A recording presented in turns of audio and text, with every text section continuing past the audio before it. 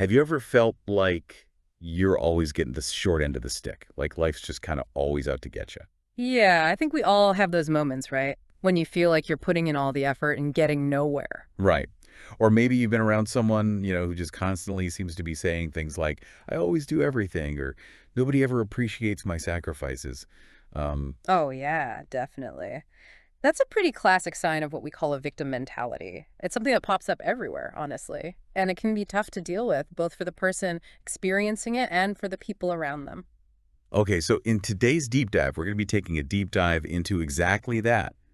The victim mentality. We're going to be looking at where it comes from, how it shows up in everyday life, and some ways to maybe start moving past it. Sounds good. I think it'll be really interesting to unpack this a little bit. Yeah, I think so too. Mhm. And, it's not just some modern psychobabble either. This concept has been around for a while. Oh, yeah, for sure. Like, if we go back to 1945, we find this psychologist named Finkel, and he was already talking about these patterns of feeling constantly wronged or disadvantaged. It's like a deep-seated belief that you're always the one getting the bad end of the deal. And it often comes out in those phrases you mentioned earlier.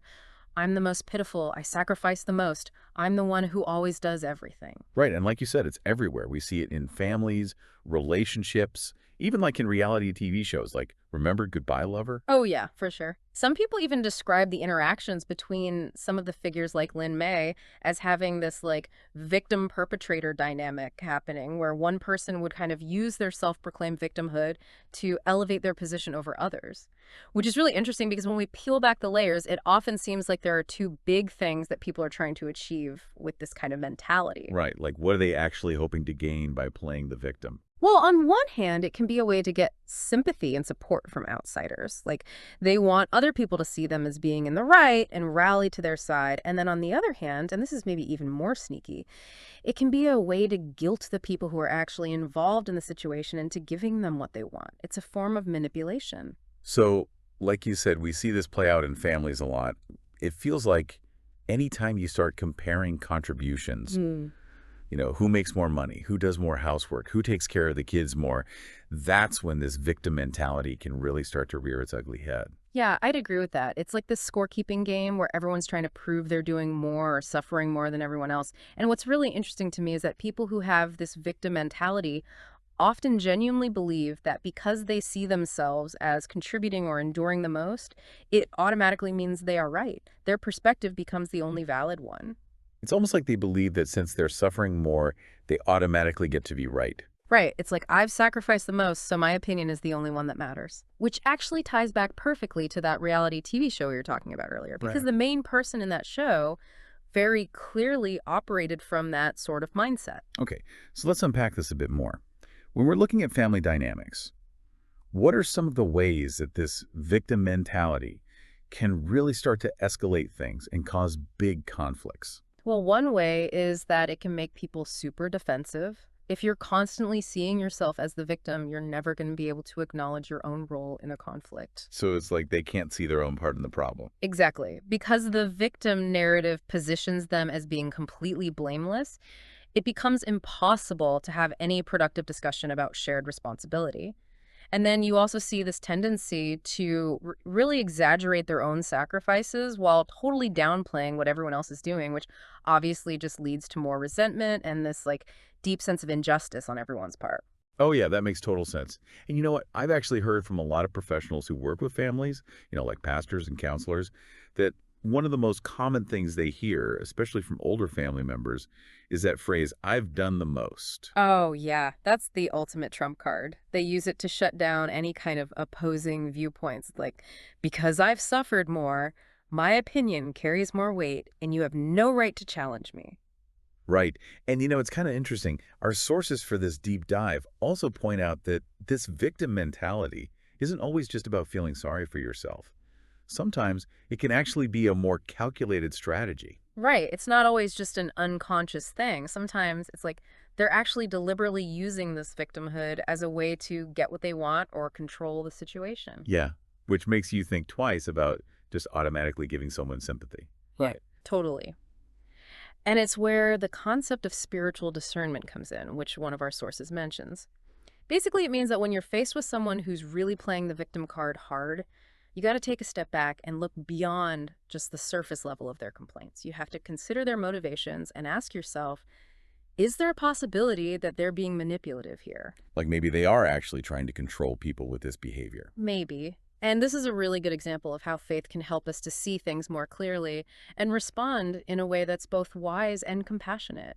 It's not about being cold or uncaring, but about approaching the situation with a healthy dose of discernment. Right. It's not about just blindly accepting everything they say at face value. You have to look deeper. Exactly. It's about trying to see the bigger picture and not just getting swept up in their war, so to speak. Because ultimately, none of us can truly know what's going on in someone else's heart except for the spirit within them. Which kind of leads us to another interesting point that our sources brought up. It's this idea that victim mentality can be linked to narcissism, which at first glance, they seem like total opposites, right? Right. Like, how can you be a victim and a narcissist at the same time? But the connection really starts to make sense when you think about how both victim mentality and narcissism are rooted in this deep need for external validation. Okay, so how does that work? Like, how does playing the victim actually feed into that narcissistic need for attention and admiration? Well, think about it this way. Narcissistic individuals often have this really strong sense of entitlement, right? They believe they deserve special treatment, that the world revolves around them. And when they don't get that special treatment, they feel like they're being victimized. So they might use this perceived victimhood to try to manipulate people into giving them the attention and admiration that they crave. It's like they are saying, look at how much I'm suffering. Surely I deserve some extra love and attention because of it. Oh, wow. Okay. So it's almost like a twisted way of getting their needs met. Right, exactly. And it can be really effective because people naturally want to comfort and support those who are hurting. Now, our sources also brought up some really interesting points about this whole victim mentality thing from a more biblical perspective. Specifically, they were drawing on Pastor Rumoff's work on rejecting the victim mentality. What stood out to you from that perspective? Well, I think Pastor Rumoff's core message is really powerful. He basically says that we should flat out refuse to be defined or limited by a victim mentality. Like, it's a choice that we make. We can choose to wallow in our perceived misfortunes, or we can choose to see all of life's circumstances, even the tough ones, as part of a larger plan that can lead to our growth and ultimately, a deeper connection with God. Okay, so it's like reframing how we see those challenges in life. Exactly. Instead of just being like, oh, woe is me, why is this happening to me? We can instead be like, okay, what can I learn from this? How can I use this experience to grow and become a better person? And the article actually uses a few biblical stories to illustrate this point, like the story of Jacob, Leah, and Rachel. Do you remember when Rachel complained to Jacob about not being able to have children? Yeah, she was really upset about it. And Jacob's response was a little bit harsh, wasn't it? He basically told her, look, it's God who gives children, not me. Who are we to question his plan? Yeah, his response was definitely pretty direct, and it really challenges us to think about who gets to claim victim status when you consider a larger spiritual perspective. Like, if God is ultimately in control, then who are we to say that we're being treated unfairly? Right. And that actually reminds me of the story of Cain, the firstborn son, whose offering was rejected by God. I feel like that story has a lot to say about victim mentality, too. Yeah, totally. Because instead of God saying, oh, poor Cain, you're the victim here, he actually points to Cain's own sin as the reason why his offering wasn't accepted. It's a reminder that sometimes our own choices and actions contribute to our struggles, and it's not always some external force that's to blame. Right. It's like sometimes we're the authors of our own misfortune. Exactly. And speaking of family dynamics, there's also the really interesting story of Isaac, Esau, and Jacob. I think it's super relatable for a lot of people, especially when it comes to family arguments about contributions and who's doing more. Oh, yeah, for sure.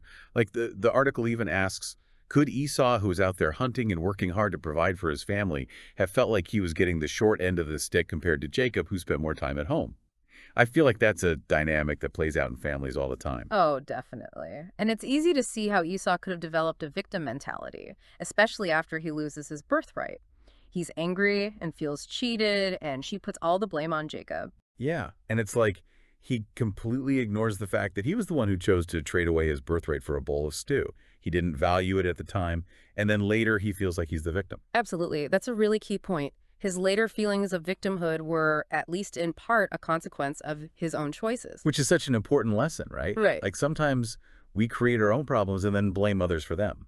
Yeah, and I think what's also important to note is that despite all that initial conflict and bitterness, Esau eventually does reconcile with Jacob. So it shows that even when we feel like we've been wronged, it's possible to move on and not let that victim mentality define our entire lives. So it sounds like our sources are suggesting that there are two main ways that this victim mentality can take root in our lives. Yes, the first is through genuine experiences of being unjustly treated, often stemming from childhood or challenging family dynamics. And the second is through self-created victimhood, where we make poor choices and then refuse to take responsibility for the consequences. Okay, so it can either come from external circumstances or from our own internal choices. Right.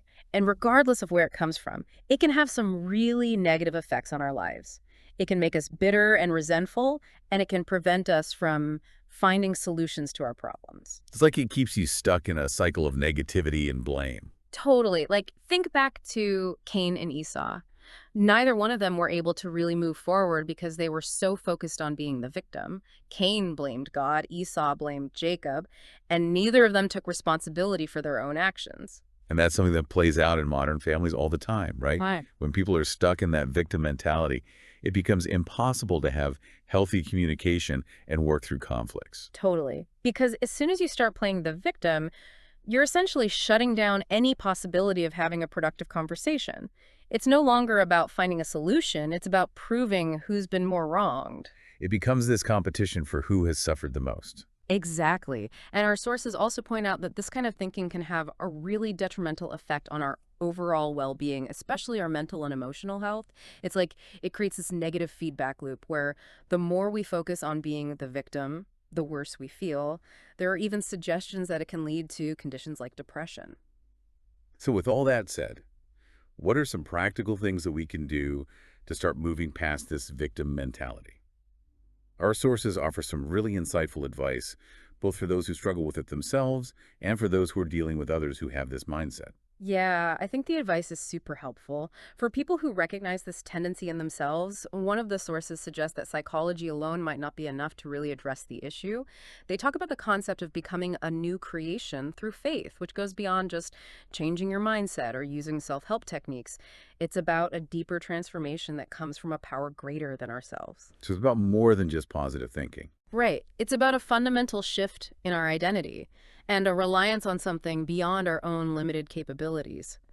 And practically speaking, this involves things like deliberately choosing to forgive ourselves and others, spending time in prayer, studying scripture, and applying its teachings to our lives, and actively working to grow in our faith. It's an ongoing journey. That makes sense. So what about when we're interacting with people who are really stuck in that victim mentality? What's the best way to approach those situations? Well, one of the things that our sources really emphasize is the importance of not immediately jumping in and offering sympathy or validating their victimhood. Instead, they suggest gently guiding them towards prayer and seeking a deeper connection with God. So it's not about just agreeing with them and feeding into that negativity.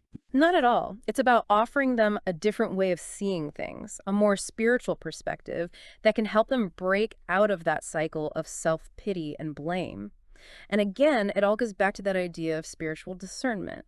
We have to be careful not to get pulled into their war and instead try to lead them towards a more peaceful and constructive way of dealing with their struggles. So ultimately, it's about helping them find a path towards healing and growth. Exactly. And it's a reminder that we can't truly know what's going on in someone else's heart. Only God can see their deepest thoughts and motivations. Wow, this has been a really insightful deep dive, I think. I feel like we've covered a lot of ground and really unpacked this whole idea of victim mentality in a way that's both practical and thought-provoking. I agree. It's definitely a complex topic, but I think we've managed to shed some light on it and offer some valuable takeaways for our listeners. So as we wrap things up, I want to leave our listeners with this question. Think about a situation in your own life, maybe something that's happening right now, or something that happened in the past, where either you or someone close to you might be operating from a place of victim mentality. Taking into account everything we've talked about today, what's one small intentional step that you could take to start shifting that perspective towards a more empowered, responsible, and maybe even more purposeful way of being? It's definitely something worth thinking about and praying about. Thanks for joining us for this deep dive, and we'll see you next time.